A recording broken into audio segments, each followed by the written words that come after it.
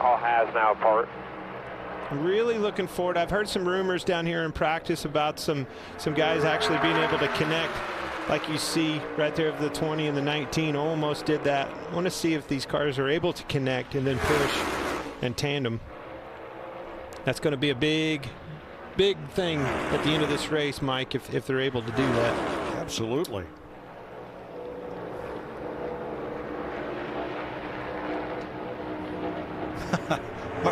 My phone just lit up.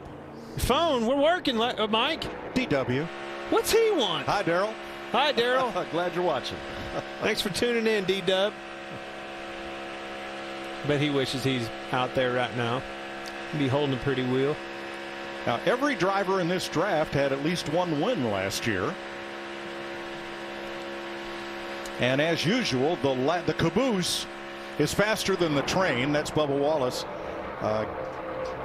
Maybe lagging back just a little unintentionally at start finish, and then gathering up to the pack on the lap will make you quicker than the cars in front, as Kurt Busch is doing right now. Yeah, and it's going to be interesting if you're Bubba Wallace right there, you can move out a little bit, make that wake wider, help your teammate Kurt Busch catch you. That's what he needs to do right there. Pan out, make that wake just a little bit bigger. If he stays in line right there, they're going to lose Kurt. Denny might lose Bubba because of it. Denny Hamlin to the top of the chart. You just said the caboose. Which one is it?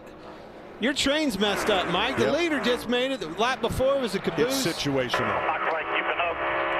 Yeah, 10-4. Sit up.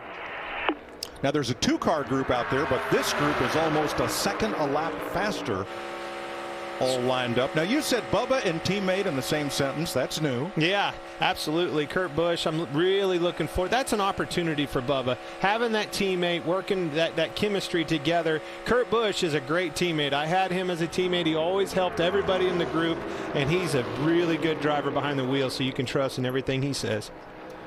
23-11 expanding to a two-car operation. This is where I'm looking forward to seeing if these guys can connect and then drive back up to that pack. I say pack. 12 car lengths up to them. 12 car lengths is not what you want to hear, Mike. Nope. I think they let off, slowed down for him.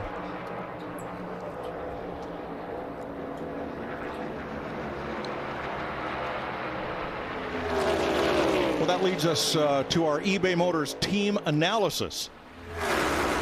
Or team 23-11 for Bubba Wallace and Kurt Busch.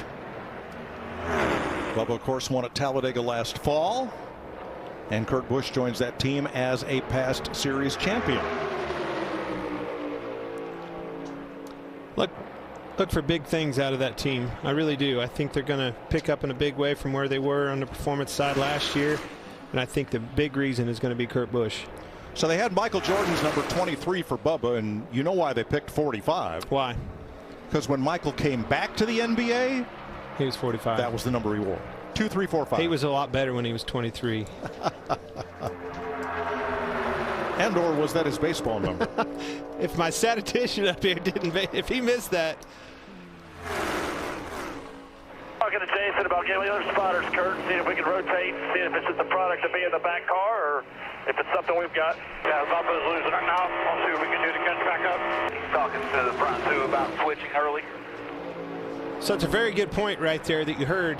You know, obviously he's falling back. He's losing the draft, and he was wanting to know if maybe that's a product of that last car. And I was too, watching these guys. This is what we talked about leading into this show. I want to have speed in my hot rod. You do not want to be Kurt Busch in that 45 and be lagging back and losing that pack. That's not a good sign.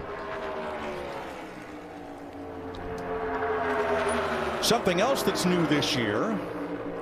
These cars have always had 4-speed H-pattern gearboxes. No more. No more. Fifth gear. High gear is now fifth gear. It'll be interesting. I think, looking to qualifying when they get up through the gearbox that we all know is so important. A lot easier. There's no H-pattern. You don't have to cross the gate, so to speak, from second gear to third gear. It's just bang, bang, bang all the way. Pull it back, pull it back, pull it back till you can't pull anymore.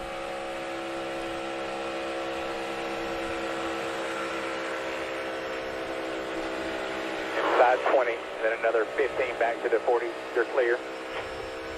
So there's the swap at the front they talked about. We're looking around the track. Most everybody else in small groups or single car runs. So can see him here bouncing that in-car camera right there. It tells me that those cars are very rigid. I had talked to a couple of the drivers that said these things are pretty stiff, almost coil bound, if you will, on the rear of these things, and it looks like it from the in-car right there in Denny Hamlin. Brad Keselowski, Chris Buescher. Was that a little bump drafting? It was, but for it to be successful, you're going to have to stay connected. You can't bump him off of bump out of that bubble, so to speak. You got to stay attached. Two cars move as one. And that's another thing we don't know. What will happen to the temperature of that trailing car? It'll go up. And how much? Question is how much. Right. Let's take another look here. See his cow flaps come up.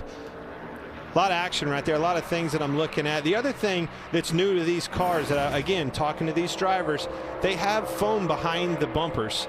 So these things are soft. They say when you touch each other, both the front bumper of the pushing car and the back bumper of the car in front have foam in those bumpers, so it's really soft. It's not as solid as it used to be. Kind of hard to tell if you're touching them or not, is what I was told. But also, you're not going to touch them and spin them out right away like with the old car. Well, again, manufacturer-wise, and going back to what we have with this new car, everybody's kind of has that round nose. Last year, for the last several years, it was the Ford that has the more round nose, easier to push, Mike. Yep. The Chevys and the Toyotas were kind of a spearhead, like an arrowhead, and they were very hard to push. When they hit somebody in the bumper, it would throw them one way or another. Now, pretty much all these next-gen cars have that rounded nose on them. For more on these rigid cars, Regan Smith. Well, Mike, Clint just talked about how these cars looked like they were bouncing around, how rigid they looked on the racetrack. Take a listen to what Austin Dillon had to say about his car a moment ago.